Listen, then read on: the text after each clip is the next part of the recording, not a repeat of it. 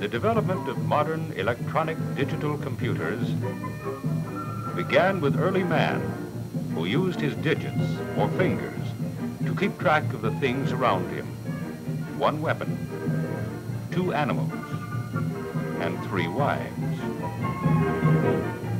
Through the ages, a number of digital devices were developed. The abacus, for instance, is still widely used today. Later, more sophisticated models were built by mathematicians to meet the increasing needs of an advancing civilization. Today, business, science, industry, and national security demand fast, accurate computation, data processing, and record keeping. The notion that an electronic digital computer is a brain is a common misconception, largely due to a lack of knowledge about the functions and abilities of a computer.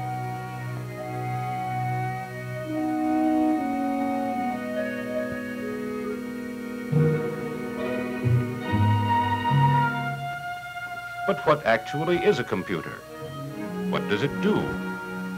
How does it work? Diodes, vacuum tubes, resistors, and so forth.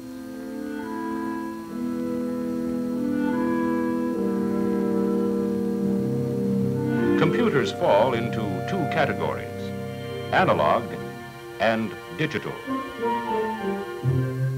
The analog computer is essentially a measuring device, such as a speedometer, which translates and computes drive shaft revolutions into a miles per hour figure. The digital computer is a machine that counts digits and performs normal arithmetic functions. For example, an adding machine is a digital computing device. A digital computer has its own language through which man communicates with the machine.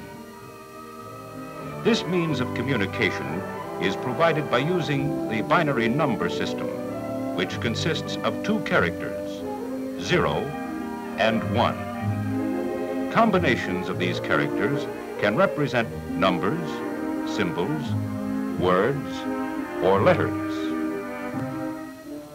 These binary 1s and 0s are used to represent the presence or absence of a signal or a switch in an on or off position.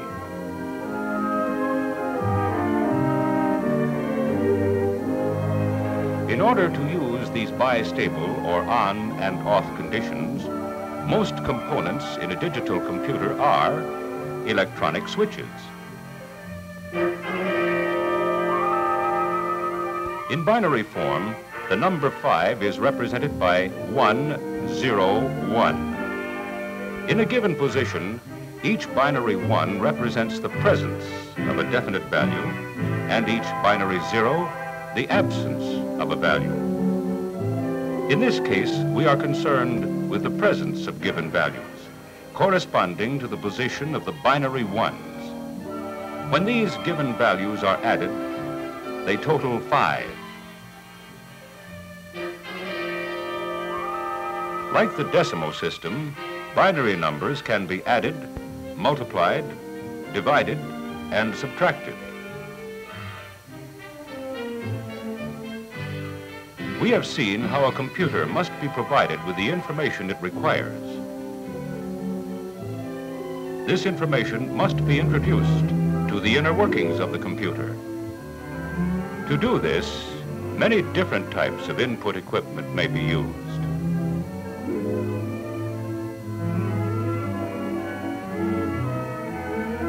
In common use today are punched cards, punched paper tape, and magnetic tape.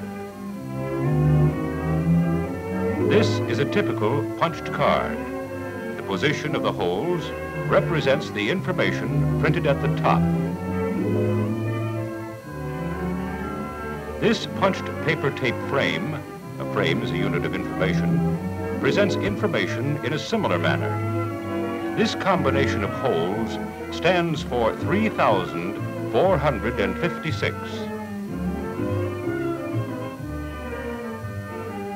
Magnetic tape presents the same type of information. Instead of punched holes, magnetized spots are used to represent data.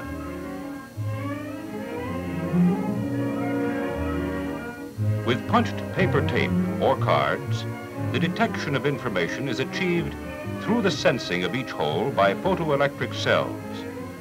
The presence of a hole is then converted into a specific signal.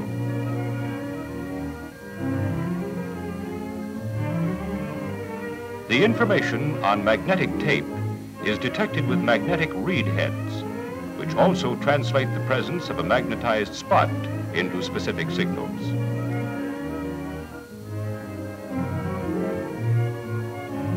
Some information fed into a computer is immediately involved in computation. Other information is introduced for use at a later time. This information must be retained or remembered until it is called for. In order to do this, the computer uses a memory. Two examples of such a memory are the magnetic drum and magnetic cores.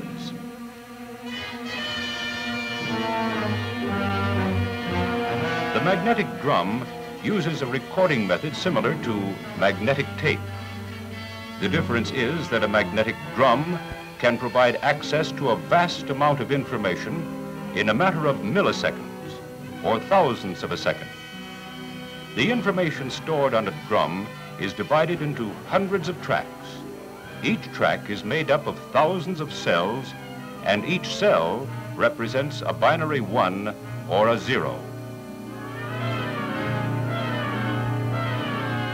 The magnetic core memory is made up of tiny donut-shaped magnets which can be switched from one polarity to the other, thereby indicating the absence or the presence of a binary 1. Magnetic cores are even faster than a magnetic drum. Stored information is available in microseconds or millionths of a second.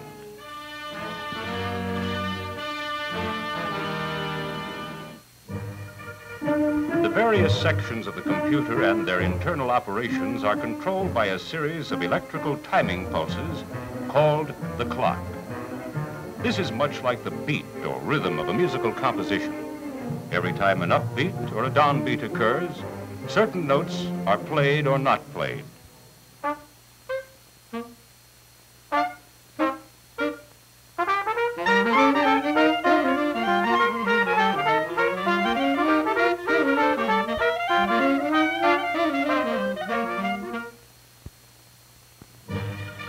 The same holds true in the computer. Every time a clock pulse occurs, certain operations are performed by the various electronic circuits. These pulses enable the computer to direct and to time its operations. A digital computer is not a brain, although the nature of its functions parallel those performed by a human being. Let's take the average taxpayer. Hardworking, diligent, honest. Our friend must perform certain tasks in order to complete his tax form. We can analyze these functions and say that they fall into 5 general categories: input, memory, arithmetic, output, and control.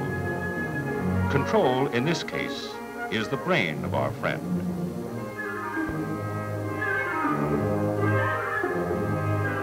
The computer would handle this particular problem in much the same manner as the taxpayer. All the deductions, income, taxes, and so forth would be channeled into the memory section of the computer to be called out when they are required for a calculation. The memory would also hold the rules and regulations governing the preparation of a tax return. The arithmetic section would perform the calculations needed to solve the problem, subtract the deductions from the total income, figure percentages, and so forth. The results of these calculations could be stored in the memory or sent to the output section. The entire operation would be governed by the control section, which, in effect, is comparable to our friend's figure-heavy head, except that this control is governed by the rules and regulations stored in the memory. Let's stop for a moment and see how the computer performs some of these tasks electronically.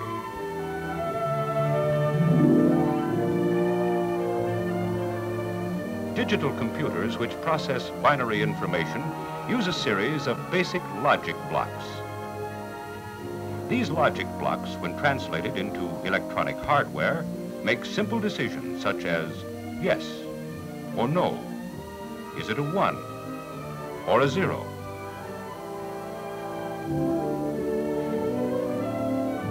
One of these logic blocks is the AND circuit, which can provide one yes decision if both inputs are 1s.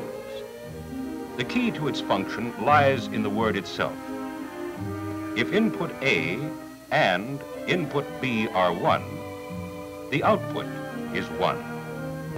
Any other combination of inputs will produce a 0 answer. Another logic block is the OR circuit, which provides 3 yes decisions. If input A or B are 1s, the output is 1. The last combination of inputs will produce a 0 answer. The third logic block is the inverter. This circuit will change a 1 to a 0 or a 0 to a 1. These basic logic blocks in the digital computer are combined in many ways to achieve different results. Let's see how some of these logic blocks can add 1 to 1. We will use 2 AND circuits, an OR circuit, and an inverter. Now let's add a 1 to another 1. One will go to input A and the other into B. Input B is channeled to the OR circuit and the AND circuit. The same holds true for input A. Since input A and B are both 1, the output of the AND circuit will be 1. However, the inverter will take this signal and change it to a 0. The carry, or a 1 signal, bypasses the inverter. The output of the OR circuit is 1, since the inputs contain a 1. The last step is the output of the AND circuit, which is 0, since both inputs are not 1s. The carry held a 1, therefore the final answer is 1, 0, which is the binary representation for 2. Now let's add a few more logic blocks and build a 2-bit adder, an adder which can add binary numbers not to exceed 2 digits in length. Let's add 1 and 2. In binary form, 1 is represented as 1 and 2 is 1, 0. The 1 is channeled into input B and 1, 0 into input A. When the computer receives the command to add, the addition is made. The answer is 1, 1, which in binary represents 3. There are a number of other logic blocks which are derived from AND, OR, and inverter circuits, and their functions retain strong similarities to the very basic logic blocks. Combinations of all these logic blocks enable the computer to perform addition, multiplication, division, and subtraction at the rate of several million per second. The results of these computations can be monitored by the computer operator. The control console provides a display of the contents of data in most parts of the computer. How does a computer know what to do and when to do it? Well, with man, the execution of a particular problem is comparatively easy, since conditioning, education, and intelligence make it an almost automatic process. However, The computer doesn't possess any of these attributes. Therefore, man must generate a series of commands and instructions to execute the various steps of a mathematical problem. It is important to note that the computer is useless unless man does prepare a series of commands. In effect, telling the computer exactly what to do and when to do it. This function of man is called programming. Now, let's look at our friend again and approach his particular problem from a programmer's point of view. First, we must analyze the problem and prepare a flow chart. Given a start signal, the programmer will put down all the facets of the problem in proper sequence. Wages added to gambling or other income, including capital gains, will provide the gross income. In order to arrive at the net income, contributions, medical expenses, and other deductions are subtracted from the gross income. This net must be remembered. Therefore, it is stored. Now, the amount of tax due can be computed. Is the net more than $2,000? If no, multiply by 5%. Bring out the answer and stop. If yes, is it more than $4,000? More than $6,000? More than $8,000? More than $10,000? If yes, somebody goofed and the problem has begun anew.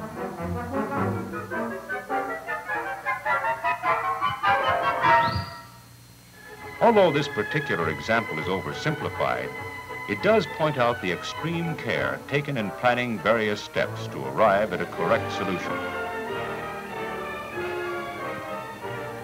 So far, we have seen how a computer performs essentially the same functions as man. The main difference lies in the computer's greater speed and its capacity for a huge amount of data.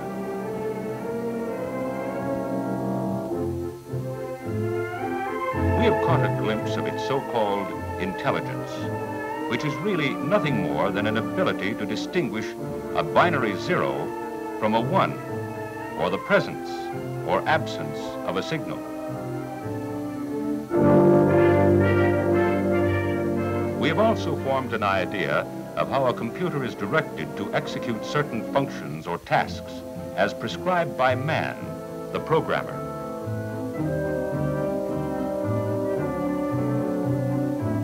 Once again, we will call upon our friend the taxpayer to clarify our knowledge of the digital computer's operations. We have mentioned instructions the computer can understand. What exactly are their distinguishing features?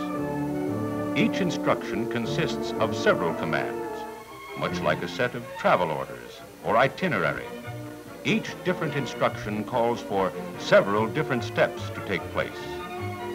These steps are the commands.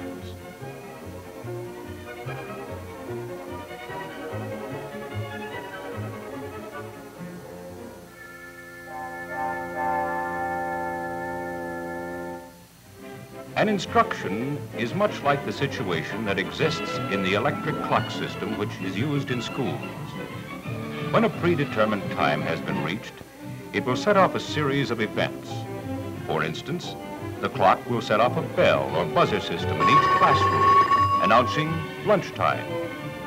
This time signal, in effect, has a general reaction that follows a specific pattern of events until the next buzzer sound comes along, indicating the beginning of a new series of sequential events.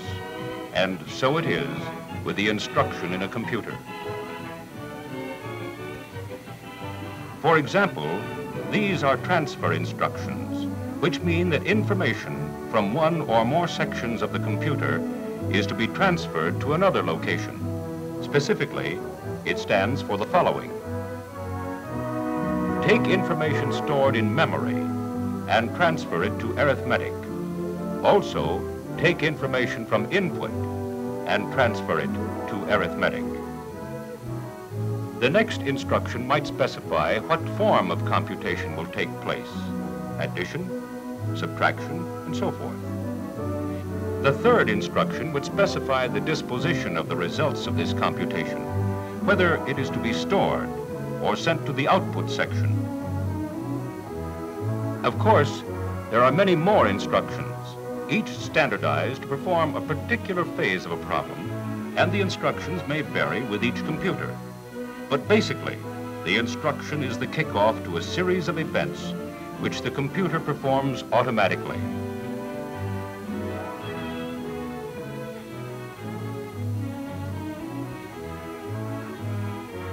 We have seen a digital computer as it really exists, a machine using binary numbers representing data. This data is fed to the computer through the use of punched paper tape, magnetic tape, or punched cards. The computer stores this data on tiny magnetic cores, magnetic drums, or magnetic tape. The typical digital computer uses very simple logic blocks, which can only distinguish a 1 from a 0. We also have seen the computer divided into 5 main sections, each section responsible for a series of tasks or operations. We saw how the solution of even a simple problem needed detailed analysis and direction.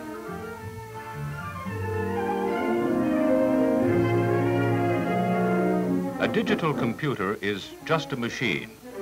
However, it can do a few million arithmetic functions per second, and without error. It can do tedious and extremely difficult mathematics in such a short time that the comparison between man and machine becomes almost unbelievable. One man, working 8 hours a day, 5 days a week, for a whole year, can do what the machine will complete in a matter of 1 or 2 hours. Keeping such facts in mind, it becomes easy to understand why business, science, industry, and national security are making such tremendous demands upon computer technology. At Remington RAND UNIVAC, this technology has been used to develop a variety of machines. These range from computers for the United States Bureau of Census to advanced computer systems for the U.S. Navy, to guidance computers for Air Force missiles such as the ICBM Titan, and tactical air control systems. Through the development and refinement of digital computers, UNIVAC has been able to package more than 100,000 components into a cabinet no larger than a refrigerator. The future holds unlimited opportunities, but the intelligence and the judgment of man will not be assumed by a cabinet full of electronic hardware. Man's function, instead of becoming more limited, will expand to greater creative efforts. Computers will serve to speed up the dreary, tedious tasks which are essential to our progress and growth.